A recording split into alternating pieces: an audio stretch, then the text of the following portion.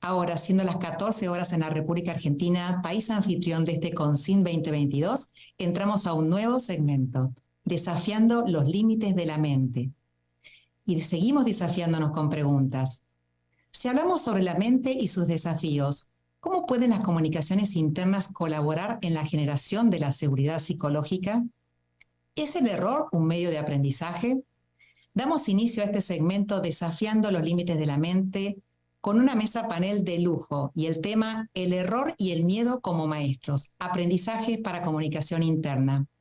Este panel será facilitado por María Mosquera, directora de Global Accounts de Oxian Comunicación Cross, una de las consultoras que organizan este CONCIN desde Argentina. Y tenemos 3 invitadas en este panel que visten de gala nuestro CONCIN. Alejandra Marcote, desde Argentina, fundadora de Aprender del Error, autora del libro Cómo transformar el síndrome del impostor en tu aliado, coach ejecutiva y organizacional, oradora y facilitadora. Tenemos a Paula Canesa desde Chile, psicóloga, agile coach y consultora organizacional, experta en seguridad psicológica. Y María Roca desde Argentina, directora de INECO Organizaciones. Es doctora en psicología, docente e investigadora especializada en neuropsicología clínica y coautora junto al doctor Facundo Manes de los libros Descubriendo el cerebro y Cerebros en Construcción. Bienvenidas, los escuchamos con el tema El error y el miedo como maestros. Aprendizaje para comunicación interna. Adelante, María. Hola, Angélica, ¿cómo estás? ¿Cómo están a todos los que se están uniendo acá? Qué lindo estar acá, qué lindo estar con este panel de lujo. Como dijiste, Angélica, la verdad que es un honor. Creo que la charla va a ser súper interesante.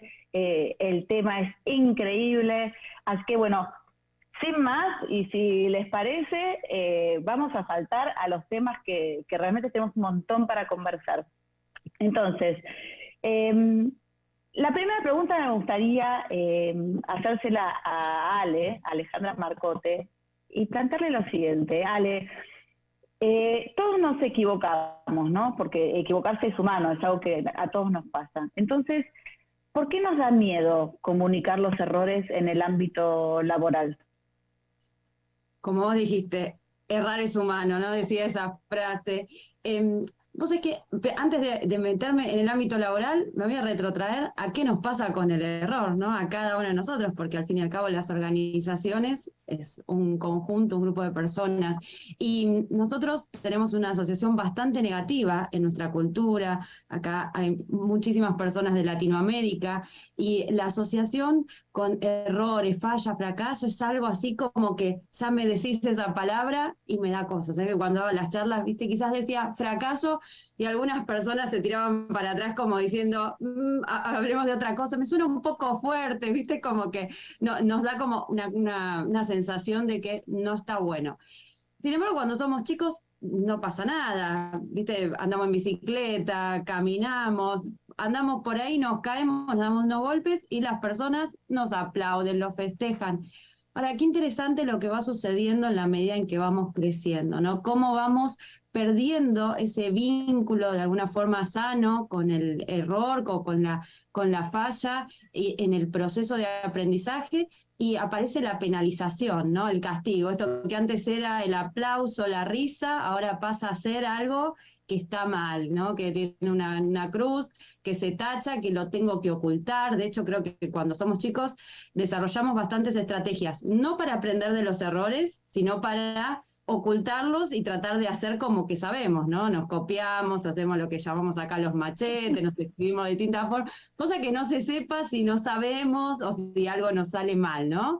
Entonces creo que eso que a partir del sistema educativo muy probablemente se nos va marcando a fuego, como que esto de equivocarse, fallar, ya sea que digamos, es algo que ya se sabe cómo se debería hacer, o que estemos innovando, después podemos meter en esos temas, ¿no? Los distintos tipos de errores, pero Sí.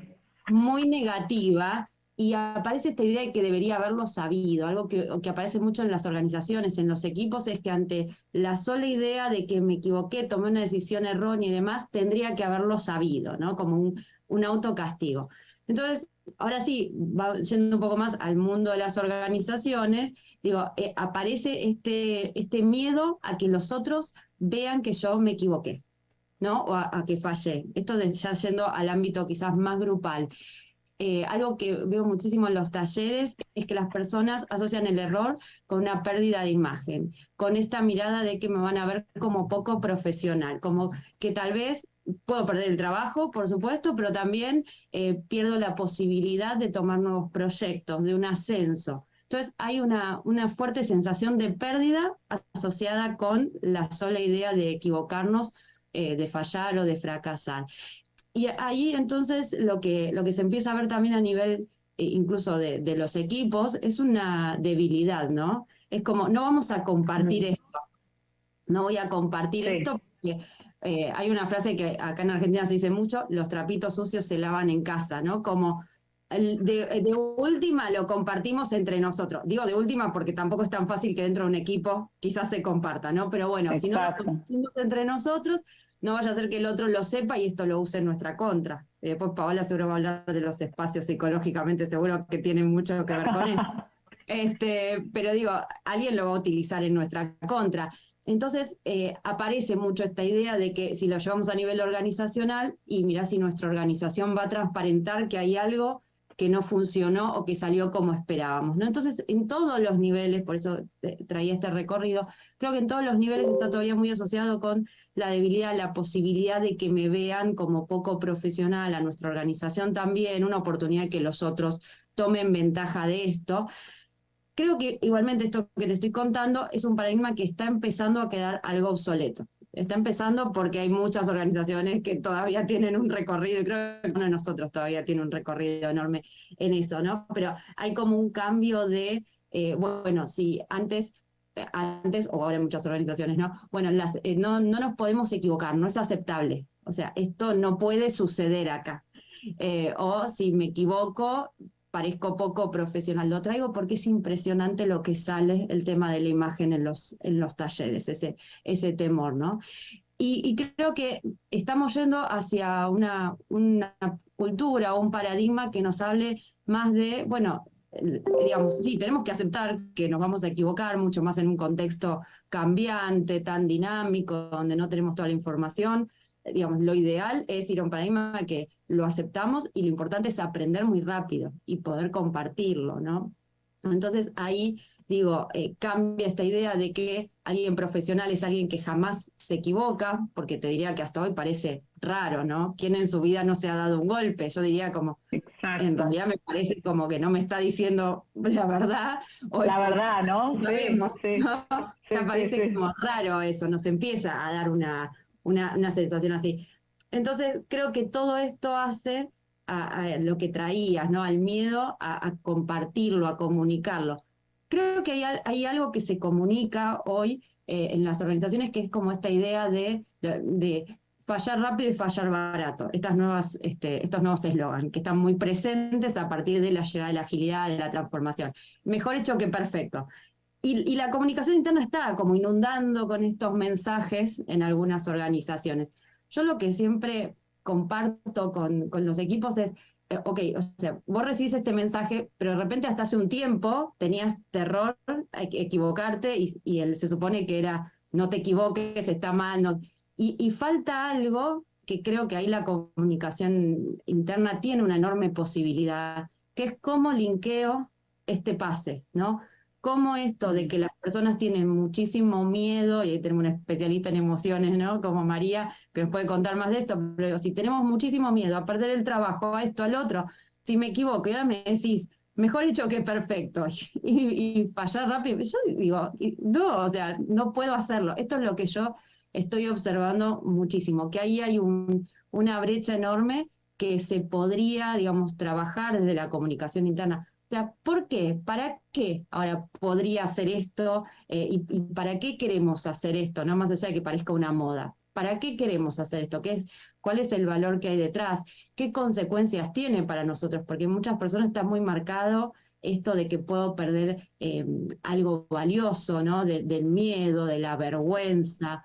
Entonces creo que hay ahí un gap enorme que la comunicación interna podría venir a trabajarlo, ¿no? Porque quedó un blanco, yo eso es lo que estoy observando, ¿no? Quedó un blanco que además no sé cómo llenarlo, no sé cómo, trabajar eso, que eso es lo que solemos trabajar en aprender el error. Bueno, ¿cómo voy de mirar el error, algo que me da miedo, que no me lo puedo permitir y demás, a algo de lo que podría hablar con mi equipo tranquilamente, que me da una posibilidad de aprender y que en realidad estoy quedando en desventaja si no lo hago, ¿no? Entonces, ese gap creo que es algo que deberíamos poder empezar a trabajar y a cubrir desde comunicación interna. ¿Tendrá algo que ver la confianza con el equipo? Porque hay como dos niveles, ¿no? Lo que vos decís, Ale, es como que está el nivel equipo, que si uno comete un error o hay algo que está mal, lo comparte con su equipo y tiene como un nivel de confianza, pero otra cosa es tal vez como siente la gente exponer algo así en canales más formales de comunicación interna, ¿no?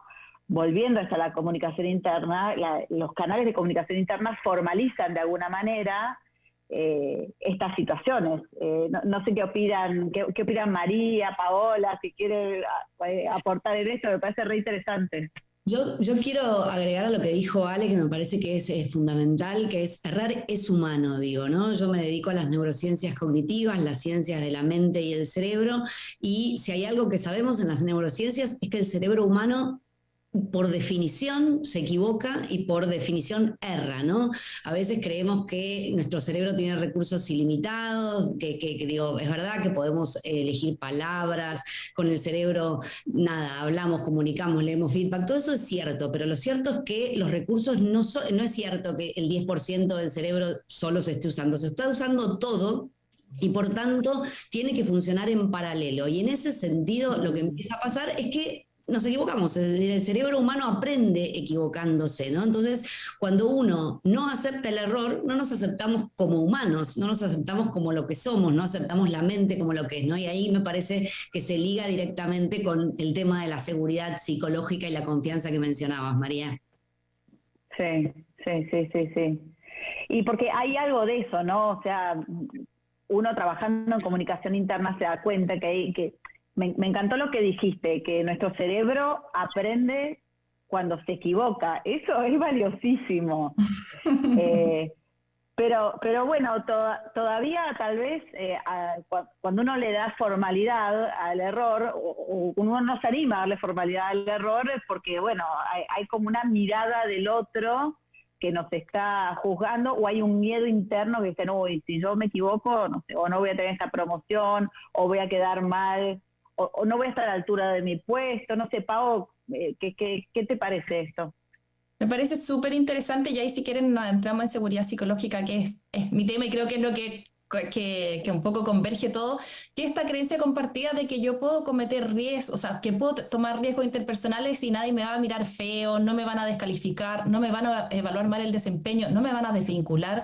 Entonces, es esta creencia que yo puedo hablar en voz alta y no voy a tener grandes consecuencias, tanto con mi equipo como con la cultura. Y acá escuchándolas hablar, claro, hoy día pensemos en el colegio. ¿Cómo nos enseñan en el colegio? En el colegio tú te sacas buena nota o mala nota. Tienes que pintar y no tienes que salirte de la rayita que te pusieron. Entonces, como decía Lala al principio, claro, desde niño es súper común caerse y todos te felicitan, pero en la medida que vamos creciendo, el error comienza a tomar parte de nuestra identidad y nos duele equivocarnos. A nadie le gusta. A mí me gusta mucho cuando de repente le digo a líderes, y diría como, bueno, tenemos que asumir error, pero ¿cómo? O sea, nos volvemos negligentes. Entonces me dicen, no es eso, es aceptar que es algo humano y que nos va a suceder. Que lo ocultes o no es otro tema, porque ¿qué nos pasa? Que hoy día se habla mucho de que las organizaciones están en una pandemia del silencio, donde al final si yo no quiero quedar mal, mejor me quedo callado, si no quiero quedar entrometido, no doy mi opinión, si no quiero admitir que me equivoqué porque parezco un incompetente, mejor me quedo callado. Entonces, ¿qué se están perdiendo? Por un lado, nos estamos perdiendo la oportunidad de remendar ese error, de al minuto poder decir, ¿qué hacemos? O sea, después aprendemos, por supuesto, después, pero no empecemos a buscar culpables. Hoy día las organizaciones, lamentablemente, alguien se equivocó y yo he estado muy de cerca con líderes. ¿Quién fue? Dime quién fue. Yo siempre digo, es como para tomar esa cabeza, ponerla a la plaza pública, castigarlo con una guillotina y que todo el mundo se entere que eso no hay que hacer. No sé si eso efectivamente desde mi experiencia no tiene la capacidad de aprender de eso, sino que lo único que aprende es que hay que tener miedo y que si te equivocas, ocúltalo, porque van a haber consecuencias muy negativas y lo peor de todo es que la organización se pierde la oportunidad de aprender. porque si no develamos qué ocurrió, si no tenemos esa vulnerabilidad para decir qué habrá pasado, qué habrá ocurrido, qué también tiene que ver el sistema, nos volvemos al final una organización que no aprende y comete error tras error, y lo peor es que la gente comienza a ocultarlos, y cuando los oculta lo único que hacemos es que esa consecuencia negativa al final se vuelva cada vez más grande. Entonces, creo que hay algo que viene culturalmente muy arraigado desde nuestra cultura latinoamericana, me atrevería a decir, y cómo este cambio que decía la Ale, o sea, desde la excelencia, cero error, ahora equivócate, no importa, claro, hay que hacer una transición. No podemos exponernos porque finalmente tiene que ver con nuestra vulnerabilidad. Y ahí tomo esto, que cómo el sistema, y la seguridad psicológica habla de eso, cómo el sistema, llámese tus colaboradores, tus compañeros, tu jefatura, ¿qué hacen cuando tú haces un acto vulnerable? Cuando te admites que no sabes, cuando pides ayuda, cuando pides feedback, cuando admites que te equivocaste. Entonces, cómo el ambiente recompensa o castiga eso es lo que al final hace que el ser humano se sienta más o menos vulnerable y más o menos seguro para decir que te equivocaste, para poder cómo conectarse con lo humano al final. Esa es como mi apreciación. Ahora, cómo las comunicaciones internas tienen tremendo ahí rol. Una es para hacer este puente que decía la Ale, ¿no es cierto? Cómo pasamos a esta transición cultural, pero también es qué estamos comunicando cuando las comunicaciones internas solamente estamos avalando el éxito y las cosas que hicimos bien y los premios que se ganó la organización, y cuando hay un error o hay un fracaso no se habla, eso se omite.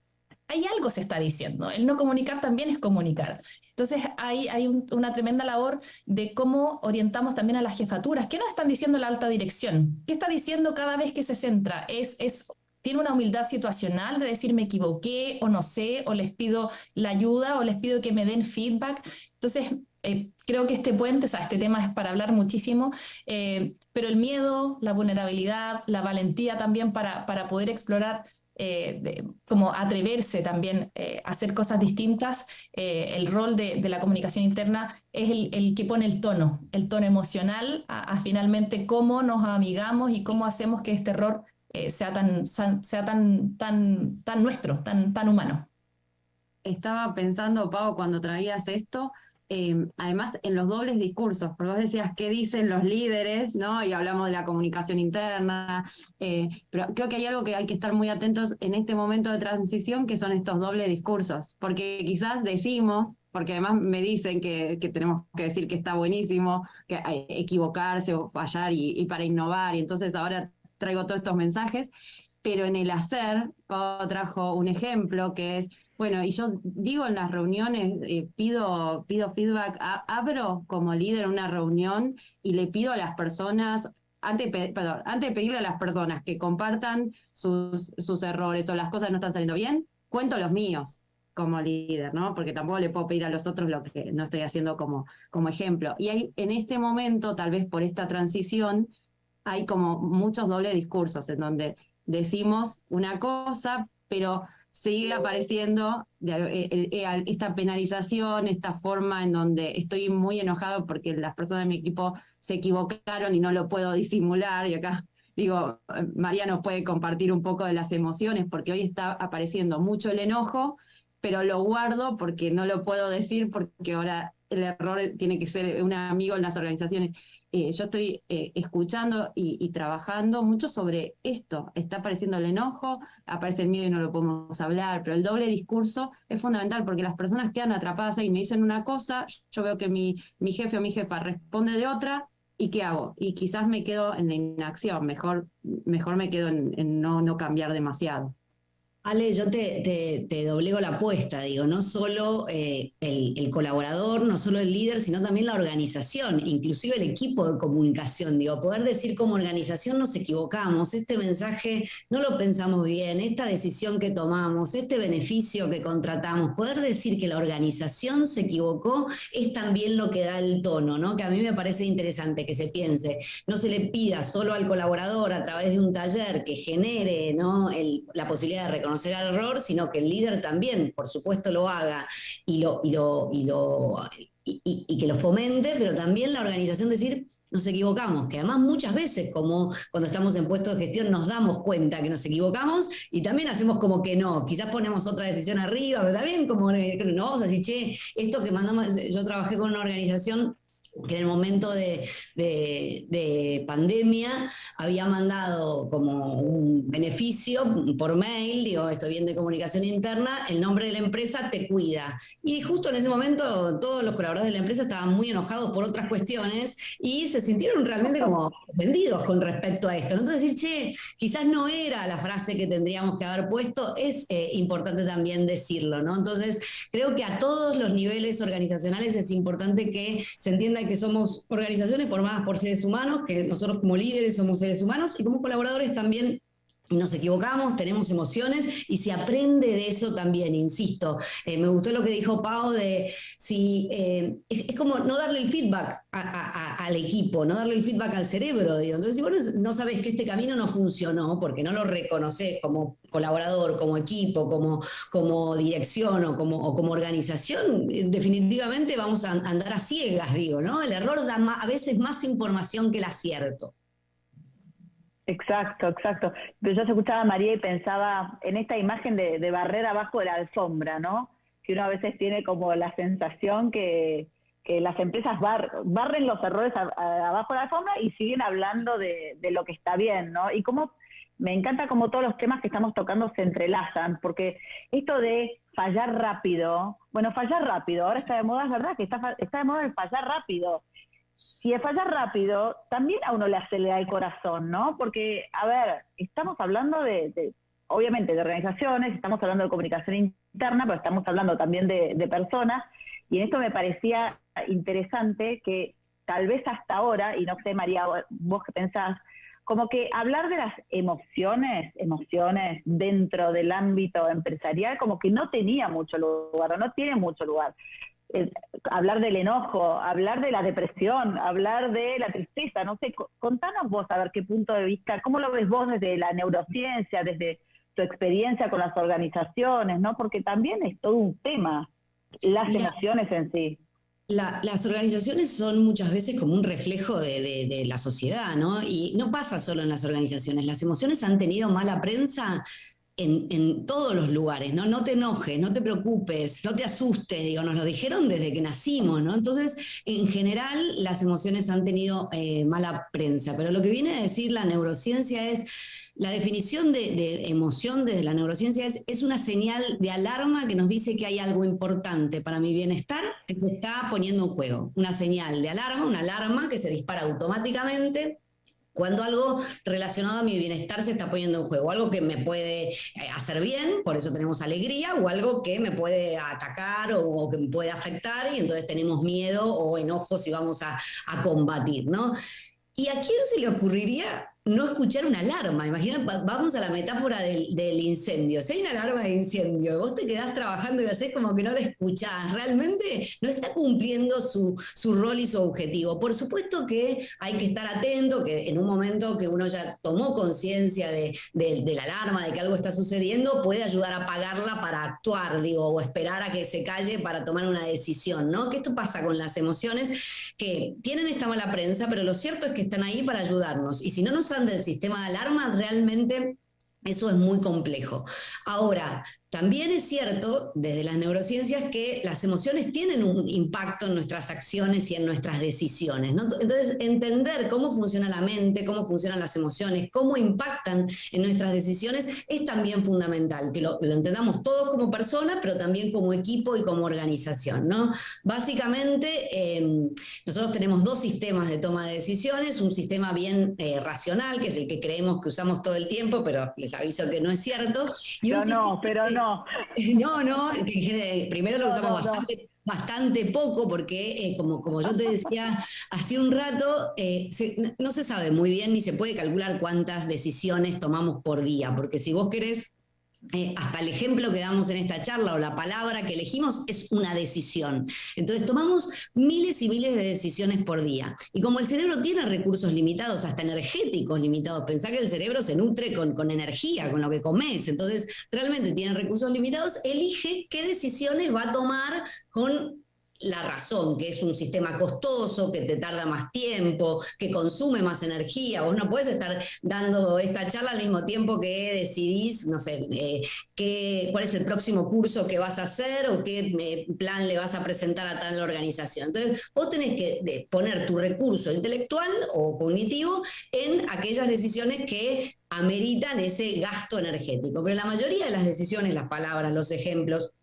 qué camino tomar para ir de un lado al otro, cómo resolver, qué sé yo, si ahora alguien entra, qué hacer, esas las tomamos con un sistema automático que es mucho más rápido, que no es siempre consciente y que también tiene mala prensa y no debería tenerlo, ¿no? Porque voy a un ejemplo bien concreto con el sistema de las emociones. Imagínate que yo voy caminando por un bosque, ¿no? Y veo que se acerca muy rápidamente hacia mí una sombra serpenteante. Si yo en ese momento me paro y digo, a ver, ¿será una serpiente?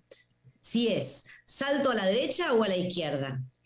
Si me pica o me muerde, ¿dónde dejé la llave del auto? ¿Cuál es el hospital más cercano? Si ese sistema es el que se activa, te picó la serpiente. Entonces es más barato para el cerebro y para el ser humano saltar. Es más probable que te equivoques y que no era una serpiente y saltaste porque sí, digo, pero ese sistema también rápido es muy, muy eficiente, ¿no? Entonces, y en general se activa cuando tenemos emociones muy, muy fuertes. Entonces, entender que es imposible no equivocarse, que en el cerebro humano por naturaleza está la equivocación y que las emociones pueden tener un impacto en nuestras decisiones es fundamental y es algo que todos tenemos que aceptar y discutir. Y después entender cuál es el impacto que puede tener una emoción en una decisión. Por ejemplo, las emociones son, además de señales de alarma, procesos que se disparan automáticamente, pero tienen una duración bastante corta en general, ¿no? Entonces, por ejemplo, tomar una decisión enojado, obviamente, imagínate mandar un mail cuando estás enojado, ¿no? Definitivamente. No, tremendo. Claro, tremendo. Entonces, ¿qué tenés que hacer? Programarlo, porque si vos sabés que las emociones sirven, te dan una alarma, dicen algo importante está pasando, tomás conciencia, la reconoces, buscás la fuente de la emoción, entendés qué pasa, escribís el mail, porque tampoco suprimir una emoción es una buena decisión, le hace muy mal al cerebro y al sistema cardiovascular. Escribilo el mail, pero programalo, porque en 2 horas esa fuerza emocional va a haber bajado, lo vas a volver a leer, quizás lo mandás, y si estás ok con mandarlo adelante, no hay problema, pero probablemente alguna palabra le cambies, ¿no? Entonces, las emociones están ahí para ayudarnos y sin duda tenemos que entender cómo impactan en nuestras decisiones para usarlas en nuestro favor. Me encanta lo que trae María. y qué genial, extraordinario que estemos hablando de las emociones en el mundo de las organizaciones, porque no se nos ha permitido hablar de esto. Es como, si tú eres como Paola la que trabaja y por lo tanto tiene que estar circunspecta y no puede sentir ni pena, ni rabia, ni miedo, ni frustración, ni alegría, y Paola la que está en la casa, la dueña de casa, mamá, hija y qué sé yo, y que puede sentir todas estas emociones.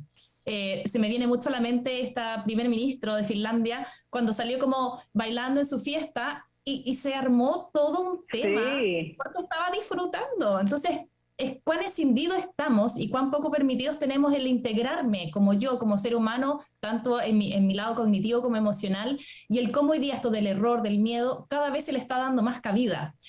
Pero es complejo porque también venimos con un sistema desde chicos, tal como decía María, y yo ahora tengo un hijo de 4 años, estoy súper consciente de cómo le permito, hoy día hay libros, hay cuentos, en los jardines infantiles les enseñan al menos las emociones básicas, reconocerlo, pero cuando uno era pequeño, no, o sea, no llores, pero ¿por qué vas a llorar si no pasó nada? Y vamos suprimiendo.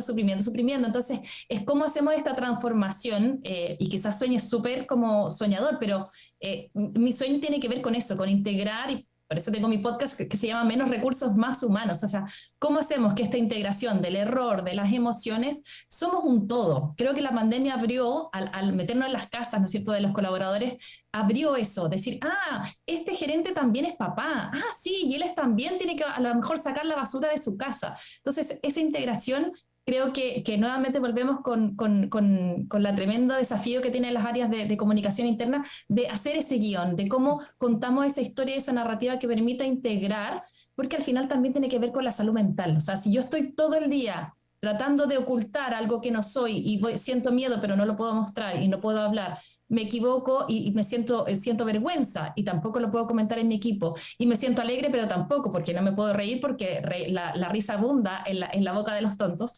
Entonces, ¿cómo al final claramente eso tiene un impacto en nuestra salud mental y después nos estamos quejando que la salud mental está cada vez peor y el burnout y las depresiones y los trastornos ansiosos? Entonces creo que ahí hay un tremendo desafío de esta narrativa, de cómo la pandemia también nos abrió esa posibilidad de decir, ¿sabes qué? Él, ella, independiente del rol que cumple la organización, también es un ser humano que siente miedo, que siente frustración, que se siente alegría, que siente orgullo, y creo firmemente que si logramos meter estos temas en las organizaciones, finalmente hacemos que como seres humanos seamos mejores y como organización al final, como sociedades, seamos mucho más integrados y mucho más conectados con lo que nos pasa y con esa esencia.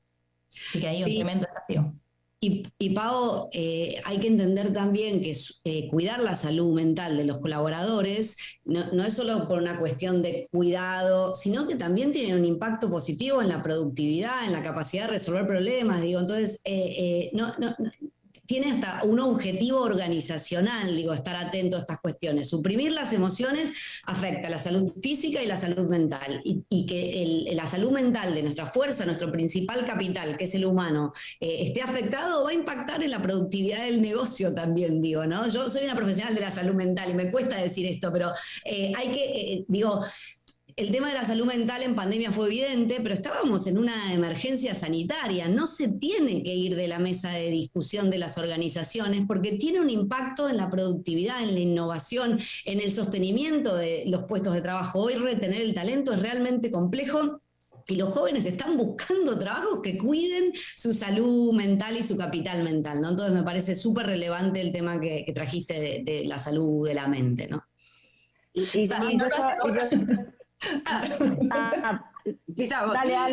Dale. No, sumado a esto que trae María, ¿no? Como vamos la salud mental y también tiene una pata organizacional, porque si no decimos, a veces la pregunta, bueno, y acá y esto, ¿cómo nos pega? Pero hoy las organizaciones están buscando innovar, necesitamos hacer cosas nuevas, ¿no? Y por eso empiezan a venir todos estos mensajes. Ahora, uno de los principales frenos a la innovación es el miedo cuando no está, digamos, bien encauzado, porque no podemos hablar del miedo, no podemos tener conversaciones profundas, no damos el espacio para preguntar, a ver, ¿qué nos está pasando? ¿Miedo a qué tenemos? ¿Qué necesitamos prepararnos para algo? Es un desafío que nos parece muy grande, las personas están con miedo a innovar porque a ver si pierden su trabajo, lo que sea, porque si se equivocan, ¿qué va a pasar? Entonces, no estamos dando lugar a estas conversaciones profundas sobre este tema. Entonces, ¿y qué pasa después? Algo que sucede con muchos equipos es como que esto de generar hipótesis y testear, que se está hablando mucho, quiero hacer algo diferente. Entonces los equipos hacen como un como sí.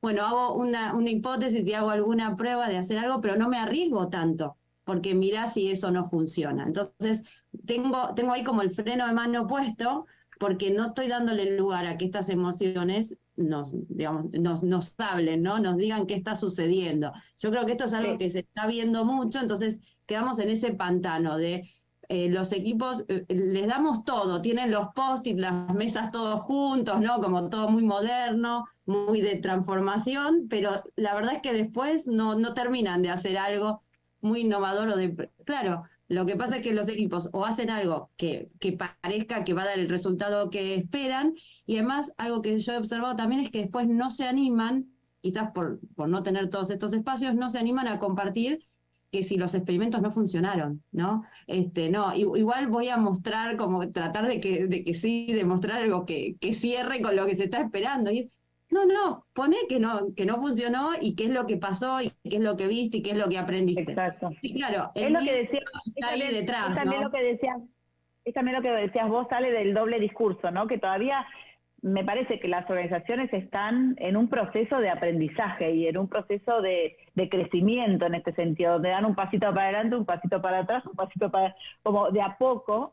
Y seguramente va a haber ciertas sociedades, ciertas culturas que van a estar como más abiertas a esto y más avanzadas, y otras culturas que tal vez, y acá nos incorporo a nosotros como latinoamericanos, somos un poco más tradicional.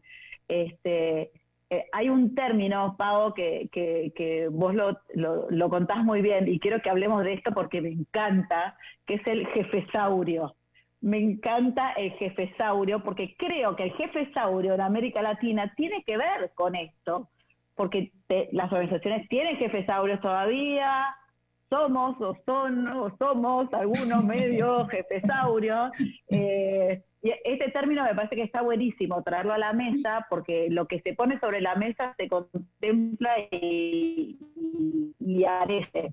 Me gustaría traer este concepto del jefesaurio y que después entre todas charlemos un poquitito de cada una qué siente sobre esto hoy. Total, muchos jefesaurios todavía, mucho más de lo que nos gustaría. Y jefesaurias también. Y yo también me considero un jefesaurio en transición, digamos. Hay un aprendizaje de muchas capas, tomando el jefesaurio, de muchas piel dura que todavía nos cuesta romper. Yo siento que la pandemia hizo una grieta como para hackear y de ahí renovarnos y buscar una versión distinta. Lo que pasa es que, a ver, yo creo que esto tiene que ver con un cambio de mentalidad del rol del liderazgo. Me voy a meter el rol del líder, pobres líderes, y aquí hago una compasión con ustedes porque al líder le cargamos la mata en todos, lo sé, y por eso yo hoy día confío mucho en los equipos, en esta desatar esa grandeza de los equipos, porque el líder ya no da más. Pero lamentablemente o favorablemente el líder tiene una impronta y marca un modelo y marca una forma de ser, tal como decía la Ale. Esta disonancia muchas veces tiene que ver porque, claro, el líder expresa una cosa pero comunica otra, pero entonces me deja ahí en esta incertidumbre. Creo que el jefesaurio tiene que ver con esta mentalidad y este modelo de liderazgo de organizaciones anticuadas o organizaciones que ya no están funcionando. Pensemos en la era tayloriana, donde 1 más 1 era igual 2, perfecto, tú sabías el procedimiento, el proceso, y si lo hacías, no tenías error. Y desde ahí también viene ese concepto de error. Hoy día que estamos en la era del conocimiento, donde la incertidumbre es el día a día, donde la interdependencia entre las distintas áreas es súper alta, y además donde las capacidades individuales creo que no dan el ancho para resolver las problemáticas actuales mundiales. Entonces tenemos que convocar a equipos, y en esto los líderes, claro, antes el micromanagement era súper aceptado, el mando y control estaba súper formalizado, el que el líder tenía que saber todo y tener toda la respuesta está súper normalizado. Entonces, ¿cómo a ese líder le enseñas ahora? Que no, que tiene que estar aceptando el error, que no puede hacer micromanagement, que además tiene que tener la flexibilidad suficiente para creer antes de ver, porque tiene que creer que su personal está trabajando en su casa y no se está tomando un café en la plaza. Entonces, hay también, yo le digo, el jefesaurio, claro, es un poco este llamado de atención, decir, líderes, abran los ojos, el mundo está cambiando no solo por la pandemia, sino, como también mencionaban las chicas, las nuevas generaciones. Hoy día las nuevas generaciones se cambian por menos renta, incluso porque le das flexibilidad, porque detrás de la flexibilidad también hay un confío en ti. No necesito verte, necesito controlarte. Entonces, es un tremendo desafío para estos jefesaurios que digo yo, ojalá en el tiempo... Es buenísimo el término, buenísimo.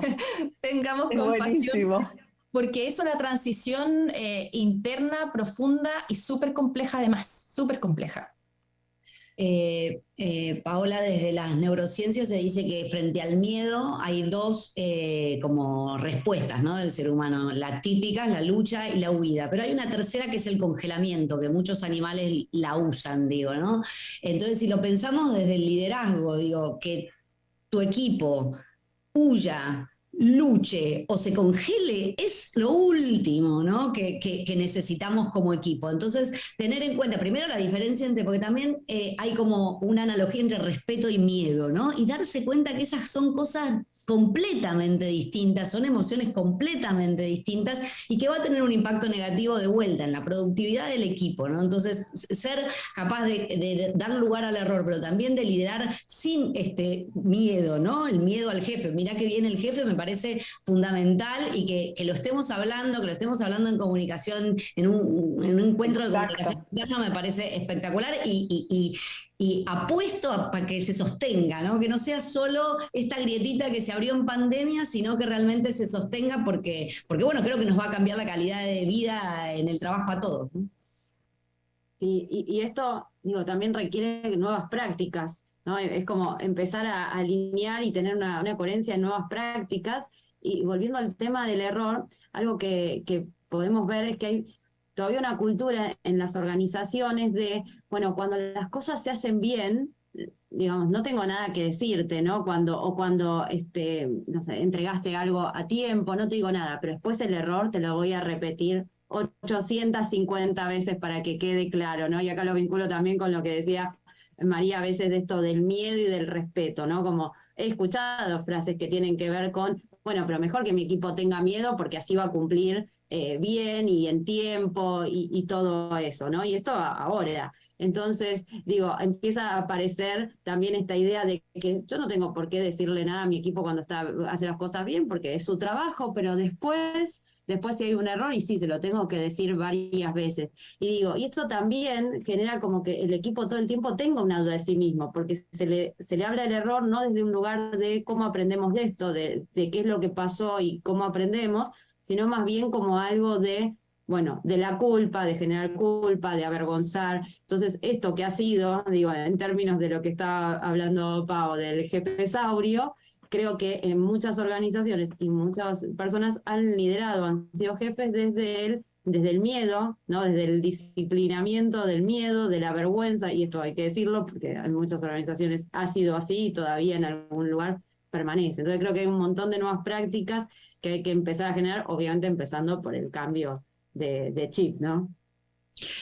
Y sumo a esto, Claro. ¿no? Lo difícil que es en general para el cerebro humano el aprender nuevos hábitos, digo, y al principio nos va a costar un montón, digo, ¿no? Porque generar un hábito es repetir una acción hasta que te salga automáticamente. Al principio no nos va a salir automáticamente, así que me parece ese el desafío, ¿no? Cómo repetirlo, quizás no tan automáticamente hasta que se automatice, ¿no? Y les propongo, digo, nosotros tenemos un chat, los que estamos en esta mesa hoy acá, seguro que cuando terminamos vamos a mandarnos aplausos, decir salió todo bien. Bueno, empecemos nosotros, digamos, ¿qué no salió tan bien, no? Y empezar uno con uno hasta que eso realmente se vuelva un hábito y no nos va a llevar esfuerzo. Y lo mismo va a pasar con las organizaciones. Primero va a haber que hacerlo de manera menos natural, pero después sin duda va a ser parte de la cultura y de la forma de trabajo de los equipos, si le invertimos el esfuerzo suficiente, ¿no? Y además, Exactamente. Acá, perdón, les quería traer un poquitito a la mesa algunos comentarios que nos están llegando y algunas preguntas, porque me parece que está bueno. Al principio tuvimos muchos comentarios muy alineados con lo que estamos hablando, ¿no? Como diciendo, y en las organizaciones discursivamente aceptan el error, pero cuando pasan puntos suspensivos. O Jaime, que por ejemplo dice, el miedo al error petrifica a la innovación, lo cual es lo que estabas hablando vos, Ale, que está muy bueno. Y acá me gustaría traer la pregunta de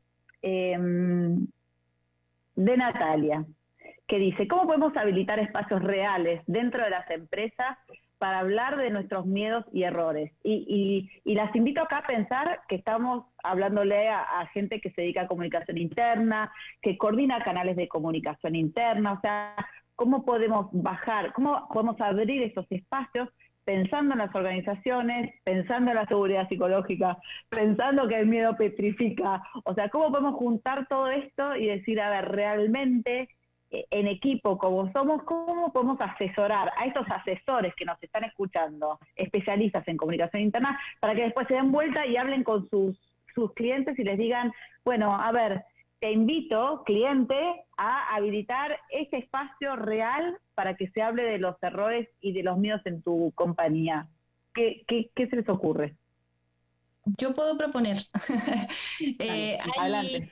Creo que siempre el cambio parte por uno mismo. Entonces, si el equipo de comunicaciones interna quiere asesorar, apoyar, ayudar a otros, bueno, tiene que partir primero generando esa seguridad psicológica y ese poder tener ese espacio para conversar del error, de las emociones en su espacio. Creo que desde ahí la agilidad trae una de las ceremonias que para mí es una de las que me enamoró, que tiene que ver con la retrospectiva, que es un minuto donde el equipo en un periodo de tiempo para y se da el tiempo para reflexionar. Y ese parar es bien simbólico, porque es decir, no sigo con esta máquina loca de hacer, sino que paro en un minuto, el equipo se convoca, y lo convoca para decir, a ver, ¿qué cosas hicimos bien y qué cosas nos salieron súper exitosas?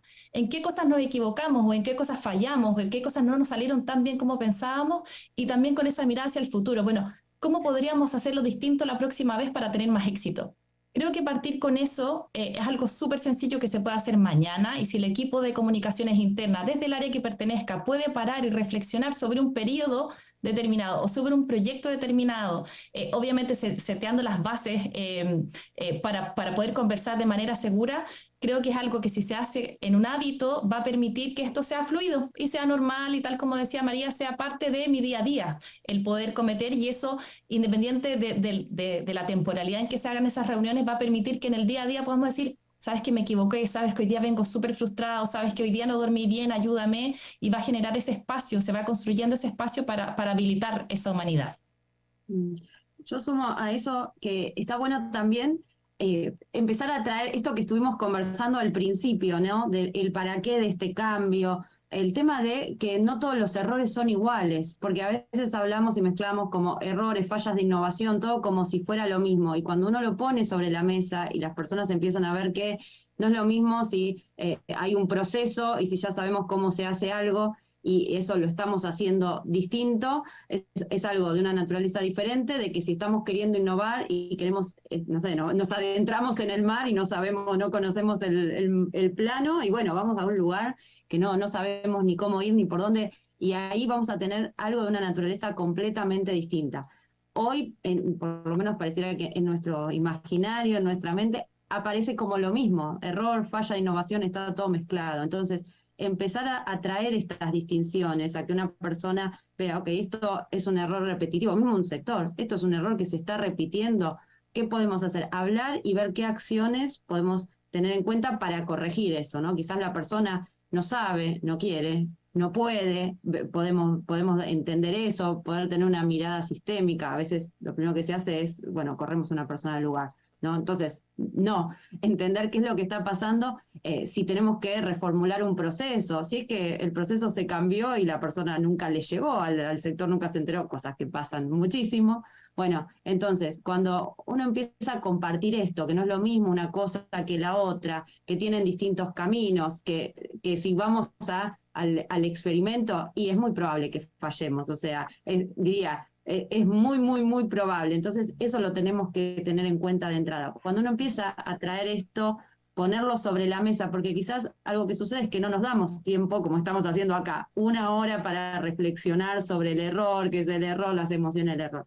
Empezar a traer todo este contexto parece que aporta muchísimo, y también a poner sobre la mesa cuáles son las actitudes con las cuales hoy estamos, desde lo individual y también desde lo colectivo, cómo estamos manejando, cómo estamos respondiendo ante el error, dado que el error, la falla, ocurrió. Bueno, ¿cuál es la actitud? Vos decías, lo ponemos bajo la alfombra, ¿no? Echamos la culpa. ¿Y en qué medida nos hacemos responsables? No digo para autocastigarnos, sino, bueno, ¿qué tuvimos que ver nosotros con esto? ¿Qué tuve que ver yo en particular con esto? Y eso me da la posibilidad de aprender. Lo que pasa es que todavía está muy asociado o esto de ocultarlo, o además, mira si vamos a hablar de esto, qué bajón, ¿no? Como, no, falta todavía esa conversación, claro. Creo que está bueno ponerlo sobre la mesa. Yo sumo algo que mi área dice con respecto al adquirir nuevos hábitos, que es que sirve mucho asociarlo a un hábito que ya tenemos, ¿no? Entonces, si queremos discutir con respecto a qué nos equivocamos, bueno, ¿qué hacemos después de una reunión? ¿Qué hacemos después de una comunicación? ¿Qué hacemos de un proyecto? Bueno, en general hacemos esto. Bueno, vamos a sumar a ese hábito ahora, agregar en qué nos equivocamos y qué podemos hacer distinto, como decían, ¿no? Y por otra parte, me parece que es fundamental juntar los dos conceptos, ¿no? El error y la seguridad psicológica, porque imaginemos el siguiente escenario. Vos le decís a la gente, bueno, dame feedback, ¿en qué te parece que me equivoqué en esta comunicación? Y cuando te dan el feedback y te dicen te equivocaste, vos te enojás, digo, eso va a ir todo para atrás, ¿no? Entonces también estar listo y trabajar ambos conceptos simultáneamente, no es solo invitar a buscar el error, sino que cuando me lo digan o cuando se plantee en el equipo, eso no genere poca seguridad psicológica, donde voy a estar no solo castigado por equivocarme, sino castigado por decirme en qué te equivocaste vos, ¿no? O que nos equivocamos como equipo. Entonces, me parece que los dos conceptos están sumamente relacionados y que hay que trabajarlos conjuntamente. Mira van uno con el otro. Si no, digo, si no entramos en una zona que desde la seguridad psicológica se llama como la zona de ansiedad, en donde tenemos enormes desafíos, objetivos muy desafiantes, y cuando queremos hablar de algo que nos importa, de un problema, de un error y demás, me encuentro que no tengo el espacio para hacerlo porque lo pueden utilizar en mi contra. Entonces entro en esa zona de ansiedad de la cual necesito salir e ir a una zona de aprendizaje, ¿no? Porque si no, en esa zona de ansiedad, que quizás es donde algunos equipos hoy se encuentran, bueno, no podemos aprender o no podemos poner sobre la mesa lo que nos está interesando resolver. Está buenísimo. Y esto que están diciendo linkea perfecto. Vuelvo a invitar a gente que nos está escuchando a esta charla. Tenemos una pregunta de Janina Aurora que nos dice, ¿podemos transitar el error sin justificar? Y esto yo diría, bueno, ¿cómo hacemos para transitar el error sin justificar? Sin justificarnos nosotros. El error está siempre asociado con que tenemos que justificarlo. Me gustaría como traer este tema que me parece que es un eje interesante, la conversación. Sea una justificación correcta o no, el cerebro siempre está justificando, digo, y aunque se equivoque, yo puedo decir, bueno, hice tal cosa, y aunque no haya una razón, siempre vamos a buscar una, digo, vuelvo a decir, no importa. Entonces, es parte también de la naturaleza humana tratar de dar explicaciones de por qué hacemos lo que hacemos o hicimos lo que hicimos. Y esto también es parte de aceptarnos como humanos, ¿no? Y cuando se habla tanto de los trabajos del futuro, las tecnologías que van a reemplazar tantos puestos de trabajo y las nuevas habilidades que hay que desarrollar, la primera es entender que los trabajos que se van a sostener son los más humanos, ¿no? Entonces, entender cómo funciona nuestra mente, cómo es el ser humano, es fundamental. Yo siempre digo lo mismo, es como tener un auto que no sabe si dobla bien, qué tipo de nafta lleva. Nuestra mente es nuestro auto, digo. Entonces tenés que conocerlo en detalle, y eso es lo que yo creo que tiene de interesante esta conversación entre el mundo de la neurociencia y la organización, ¿no? Porque al final es realmente nuestro auto, nuestra herramienta, ¿no? Entonces me parece que saber que siempre vamos a tender a justificar, que es también conocerse un poco más, que no siempre esa justificación es real, insisto, ¿no? Somos capaces de justificar cosas injustificables. Hay muchísimos estudios a ese respecto que muestran que uno toma una decisión porque te presentan subliminalmente un estímulo que vos ni sabés que viste, y te dicen elegí la palabra camión o auto, y antes viste, qué sé yo, a un vehículo grande, entonces vas a decir camión, pero no sabés que lo viste. Y cuando dicen, ¿por qué lo elegiste? No, porque mi tía tenía un camión. Digo, y eso te lo inventaste vos. El cerebro lo hace porque necesita creer en su propia coherencia, pero como decíamos antes, no todas nuestras decisiones son accesibles a nuestra conciencia. Entonces, por lo menos desde el punto de vista de las neurociencias cognitivas, el cerebro tiende a justificar y a dar razones aun cuando no las conoce. Creo que ahí el desafío es, le podemos dar este lugar, le podemos dar lugar a esto y sumar, bueno, ¿y qué vamos a aprender? ¿O qué vamos a hacer con esto? ¿O qué nos trae este error para aprender? ¿No? Porque a veces nos quedamos con la energía ahí, o la energía en quién es el culpable, ¿viste? Y está como puesta en esos lugares, bueno, y hacer un paso más. Ok, entonces lo justificamos, pero creo que este es un trabajo también entre todos, ¿no? De equipo y de ayudarnos. ¿Y esto qué nos trae para aprender? ¿Qué vamos a hacer distinto ahora? Está buenísimo, está buenísimo. Y yo las escuché recién, estaba pensando, otra vez volviendo al tema de la comunicación interna. ¿Ustedes creen que sirve contar historias de fracasos en las organizaciones? O sea, ¿ustedes creen que un newsletter, que un town hall, que una publicación, un video en comunicación interna necesita o se nutriría de contar historias de fracasos? ¿Cómo lo ven a esto? Yo veo como siempre la ciencia del depende.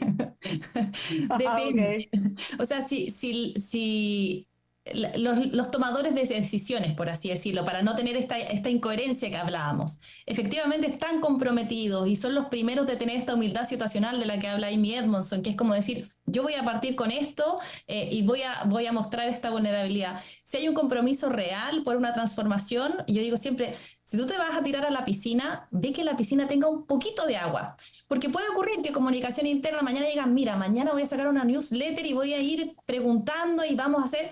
Y resulta que como vuelvo, los tomadores de decisiones no están ahí como con esa coherencia de querer transformar, eso va a ser va a tener un efecto muy negativo. Y al final incluso, como decir, me estás diciendo esto por esta vía y esto por esta otra vía, hay algo que me disgusta en esto. Entonces, el depende va, si creo que en la esencia hay una mentalidad que quiere cambiar esto, vamos y démosles y experimentemos en chiquitito para justamente aprender. Si no hay eso... Yo soy más de quizás experimentar con pequeños grupos y ver cómo esto funciona, pero creo que acá es muy importante la cultura y hacia dónde queramos generar esa transformación. Eso, quizás ahí soy más cauta, pero creo que tenemos que ver primero este propósito que está detrás antes de arrojarnos porque hay algo de la moda o porque se dice que esto es lo correcto, porque creo que eso puede generar más perjuicio que favorecer a los equipos para que se animen, digamos, a tener esa seguridad psicológica. Más miedo, ¿no? Más miedo, tal vez. No, Sí, más. y me parece que gran parte de la comunicación siempre está en quién recibe, ¿no? Quién recibe el mensaje, ¿no? Entonces, no todos vamos a estar en el mismo proceso de ser capaces de escuchar en qué nos equivocamos. Entonces, también hay que tener en cuenta el receptor, digo, porque quizás... Aún si la dirección, la organización tiene ese propósito de aceptar el error y se lo transmite al equipo de comunicación, si el que recibe el mensaje no lo va a interpretar como algo positivo, definitivamente también es un problema, ¿no? Entonces, yo creo que primero hay que trabajar un cambio cultural con pequeños grupos, con estos tipos de ejercicios que decíamos, ¿no? Como, bueno, después de una reunión o después de un encuentro, hablemos de en qué nos equivocamos y cuando... pensemos que la gran masa de los que reciben el mensaje están en ese lugar, me parece que ahí recién pensaría en cuestiones más a nivel global, ¿no? Yo acá les comparto un poco la experiencia de lo primero que empecé haciendo hace 7 años para trabajar este tema fueron eventos para hablar de fracasos, en este caso para emprendedores, entonces eran eventos abiertos en Buenos Aires. Y después, cuando las empresas nos empezaron a llamar, para hacer esto, acá adentro nos gustaría y demás, lo primero que pasó es que, bueno, hagamos los eventos, pero que venga gente de afuera a contar los errores, no gente de la organización. Estoy hablando hace muchos años, ¿no? Hace 7 años. Muy bueno. Entonces, digo, al principio era así, después, bueno, quizás, bueno, pero sería conveniente que haya alguien de adentro, porque entonces empezó a haber alguien de adentro también, y ya quizás en los últimos años está esto de, bueno, que las personas de la organización compartan sus errores y sus fallas, y sobre todo que aprendieron. Ahora, para mí es importante, antes de meter a organizar esto, sobre todo yo estoy hablando de grandes eventos, después están, por supuesto, las ceremonias que trajo Pau, lo que podemos hacer en equipo.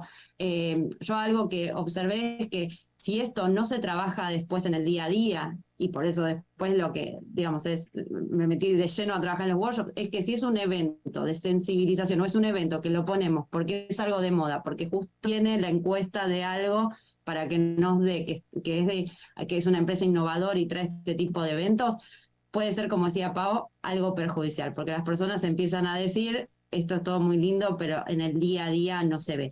Sí funciona muy bien cuando está acompañada de otras iniciativas, cuando es algo de sensibilización que quizás, no sé, abre un periodo de, bueno, y ahora vamos a hacer workshops o vamos a hacer otras cosas, y sobre todo se trabaja con los líderes, vamos a hacer acá en este caso sí, hincapié en los líderes, en que haya una cierta alineación respecto del tema, ¿no? Porque si abrimos el juego, hacemos el gran evento, las personas cuentan ahí sus errores y demás, y cuando al día siguiente alguien va a hacer esto, quiere poner en práctica y se encuentra con que su jefa o su jefe le pone una mala cara o le dice algo o tiene algo, ¿no? Como alguna respuesta que no está en línea, entonces lo que termina pasando es, bueno, al final, ¿para qué hicieron este evento? Y termina siendo todo como muy contraproducente.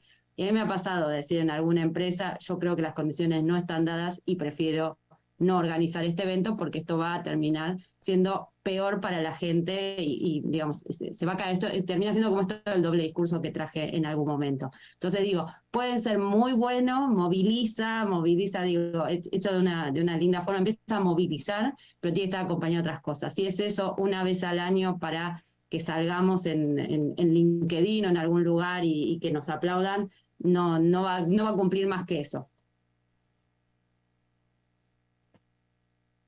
Buenísimo, buenísimo.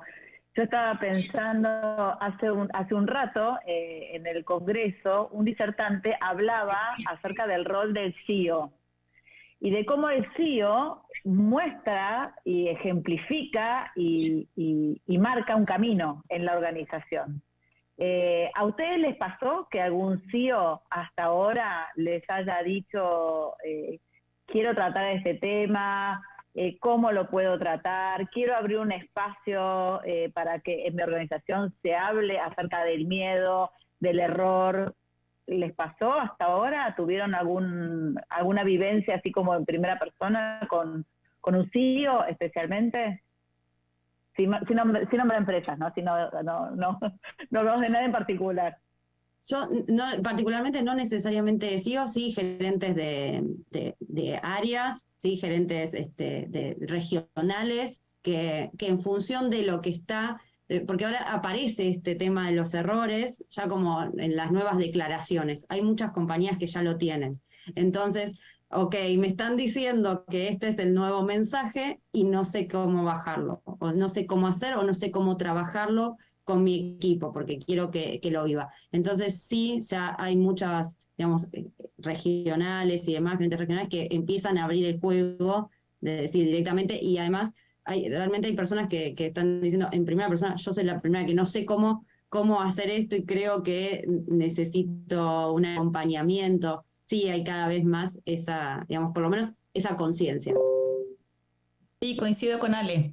Yo creo que la puerta de entrada hoy día vienen siendo las gerencias de transformación y las gerencias de recursos humanos. Por ahí va quienes están como quizás necesitando más, porque tal como decía la Ale, el ambiente le está pidiendo, gritando, con esto también que hablamos de la gran renuncia, la renuncia silenciosa, es como necesitamos buscar fórmulas distintas para un poco solventar problemas que no podemos resolver como las formas tradicionales. Así que creo que tal como hablaba como el hack de la pandemia, creo que también son esas áreas las que hoy día están impulsando esos cambios y tocando la puerta para decir ayúdame porque no sé cómo hacerlo. Que ese también es un acto de valentía y también es un acto que implica mucha vulnerabilidad también. Pero son ellos, creo que tengo fe que van a ser abriendo la puerta para que después el resto de la organización y ojalá los CEOs también sean los primeros que estén liderando este cambio y liderando esta transformación.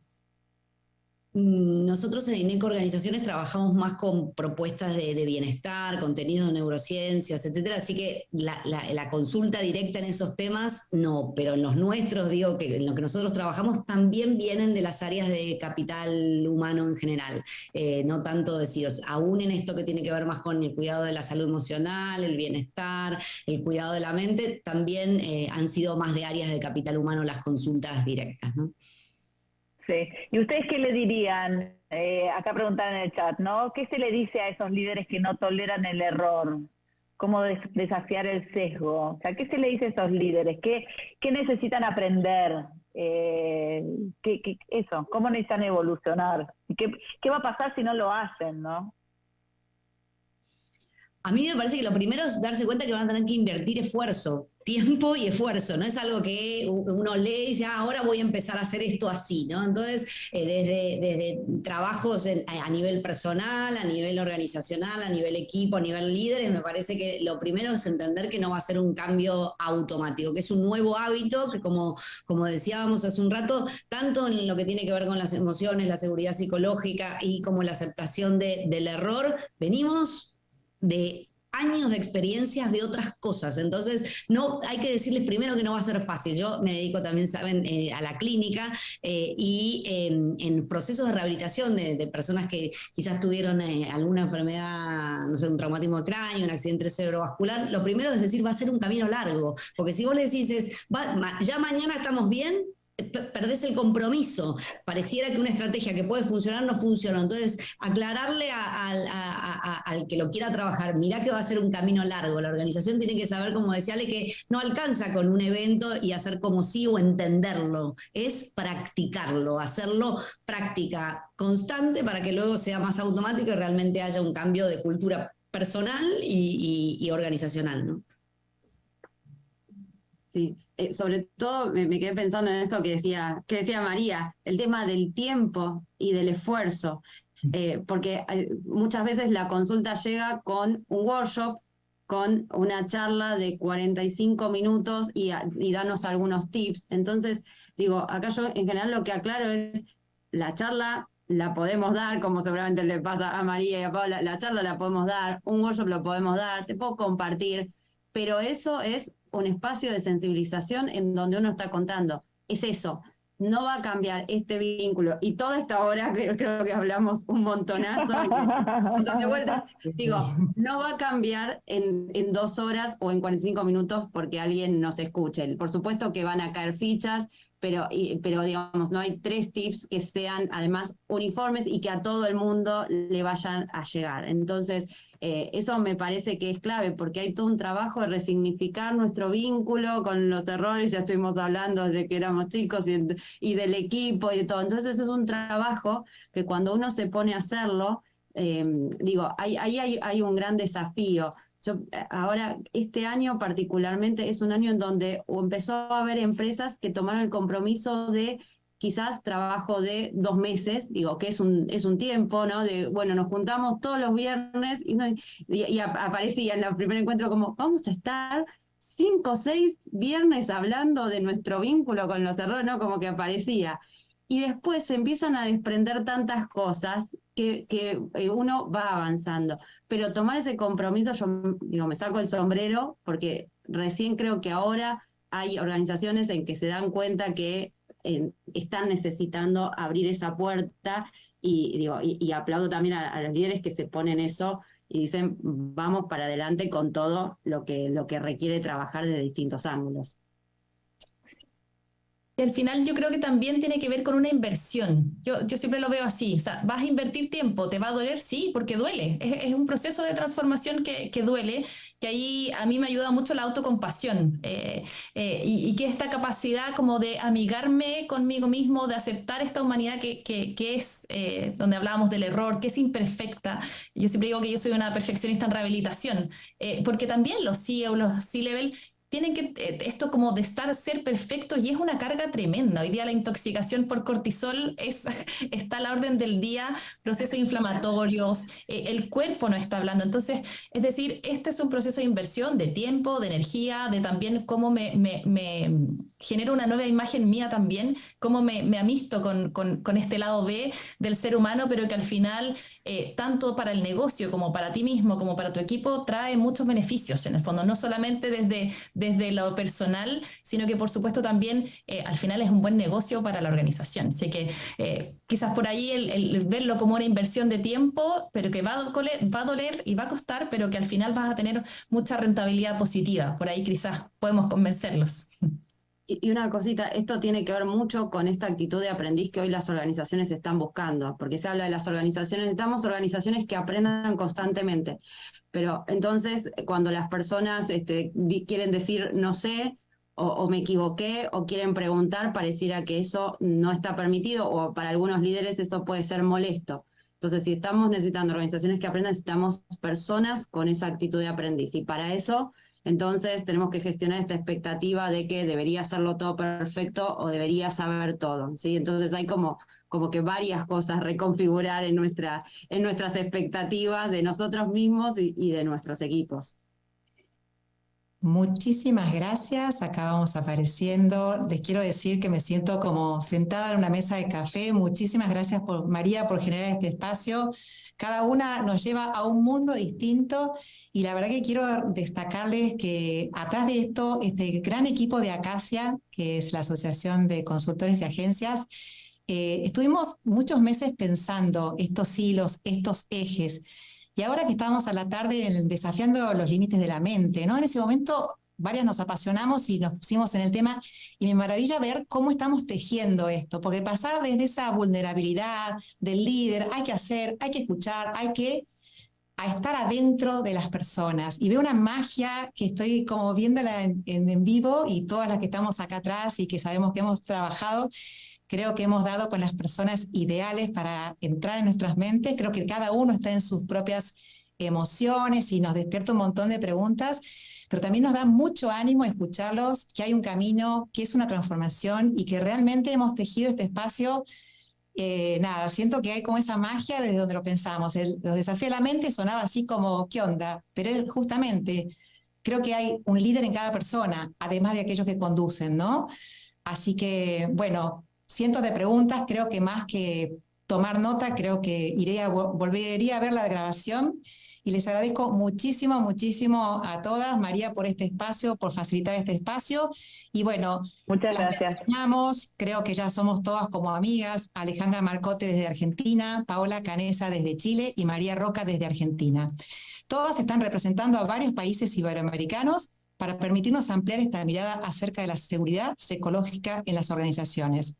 Hoy los estamos abordando como comunicadores, pero sin duda es un amplio tema para toda la organización.